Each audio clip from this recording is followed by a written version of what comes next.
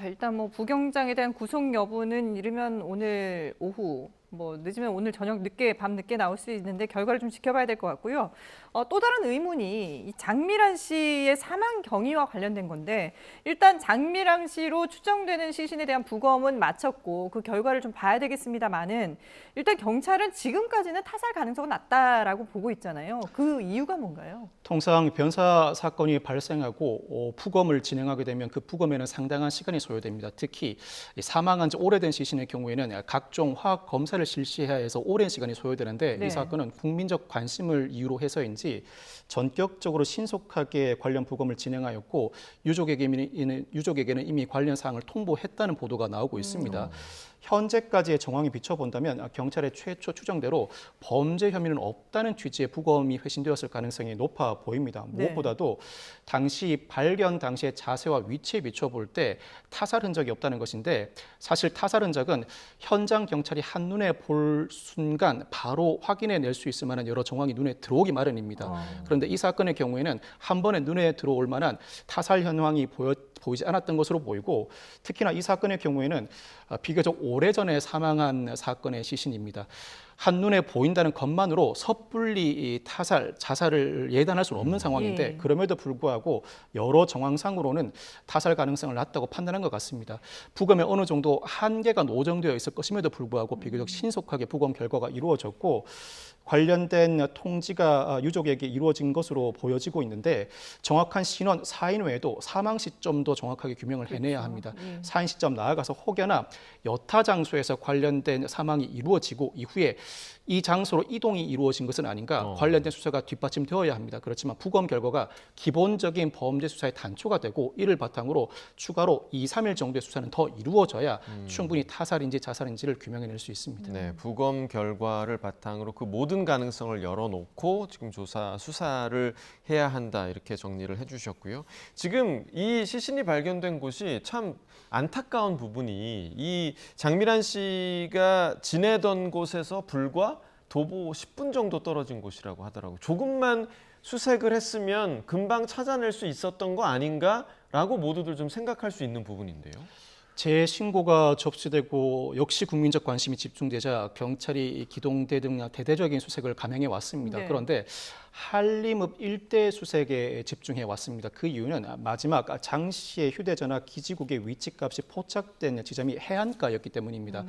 아마 경찰은 오랜 기간 장 씨의 소재가 발견되지 않았고 해안가의 마지막 휴대전화 기지국 위치값이 찍혔다면 실족 가능성을 가장 높게 본 것 같습니다. 대대적인 인원을 투입해서 해안가를 집중적으로 수색함으로써 조기에 발견하고자 한 의도를 드러낸 것인데 공교롭게도 해안가가 아니라 숙소에서 10분 정도 떨어진 야자수 농장에서 발견되었습니다. 즉 대대적인 수색의 위치를 해안가에 집중하였다가 역시 휴대전화 위치값은 농경지의 경우에는 비교적 넓게 포착되다 보니 이 야자수 농장도 포착되어 있긴 하였습니다만 이 야자수 농장은 한 명 내지는 2명의 경찰관이 투입돼서 수색하기에는 상당히 넓은 범위의 반경입니다. 이에 따라서 해안가가 가장 높은 유력한 사망 지점으로 추정되는 상황이었었고 대대적인 수색을 집중함으로써 조기에 발견하고자 한 시도가 실패로 돌아갔다고 보여집니다. 이에 따라서 평소 장 씨가 자주 오가는 야자수 농장 쪽의 길을 탐문함으로써 특히 평소 강아지를 자주 산책시키던 공간이었다고 합니다. 그 범위를 넓혀 나가는 과정에서 비교적 뒤늦게 발견이 이루어지게 된 것인데 이와 같이 국민적 관심이 집중되는 사건의 경우에는 일종의 예단 내지는 조급함을 버리고 비교적 폭넓게 수색을 진행했어야 한다는 아쉬움이 남는 대목입니다. 그런데 지금 이제 경찰은 범행의 흔적은 없고 그러니까 장미란 씨가 극단적인 선택을 했을 가능성에 조금 더 무게를 두고 있는 그런 상황인데 최초 신고를 한 장 씨의 남자친구는 장미란 씨가 그런 선택을 할 이유가 도저히 없다라는 입장이거든요. 그러면 과연 이 여부를 어떻게 판단을 좀 할 수 있을까요? 시신이나 신원이 확인된 직후에 곧바로 범죄 혐의가 포착된다면 바로 경찰은 수사에 착수합니다. 그렇지만 이 사건은 아직까지 내사 단계라고 볼 수 있습니다.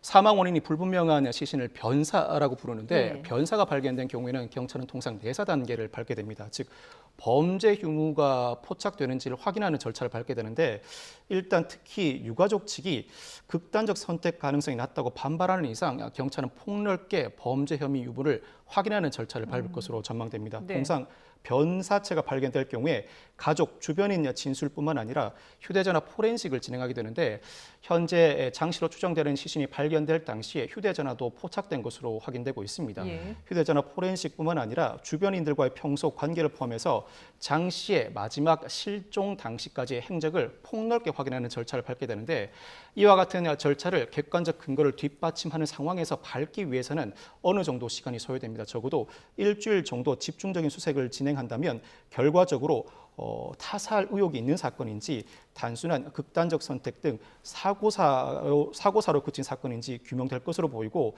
이와 같은 내사 절차를 진행함으로써 폭넓은 내사 단계를 거쳐 수사로 진행할지 아니면 내사 종결을 할지 결정할 것으로 보이는데 아마 일주일 내는 어느 정도 판가름 나지 않을까 예상해 봅니다. 네.